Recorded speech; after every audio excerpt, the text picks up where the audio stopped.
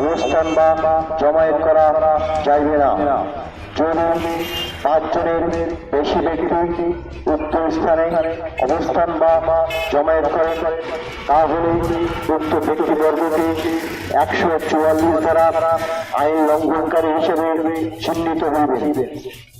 সন্দেশখালী কাণ্ডে শেখ শাহজাহান শিবু হাজরার গ্রেপ্তারের দাবি এবং সন্দেশখালী প্রাক্তন বিধায়ক নিরাপদ সর্দার ও বিজেপির বসিরহাট সাংগঠনিক জেলার আহ্বায়ক বিকাশ সিংয়ের নিঃশর্ত মুক্তির দাবিতে সিপিআইএম ও বিজেপির পৃথকভাবে দুপুর থেকে বসিরহাট এসপি অফিস ঘেরাও কর্মসূচি রয়েছে। বিজেপির রাজ্য সভাপতি সুকান্ত মজুমদার বিজেপির এই ঘেরাও আন্দোলন কর্মসূচিতে অংশ নেবেন। সিপিআইএমের স্থানীয় নেতৃত্ব রাজ্য নেতৃত্বও সেখানে যাওয়ার কথা রয়েছে।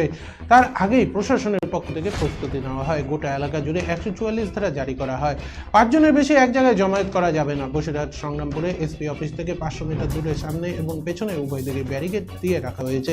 ইছামতি নদীর উপরে যে ব্রিজ রয়েছে সেই ব্রিজ টোপকে কোনো রকম ভাবে ব্যারিকেড ভেঙে ভিতরে না প্রবেশ করতে পারে তার জন্য প্রশাসন যথেষ্ট সক্রিয় রয়েছে।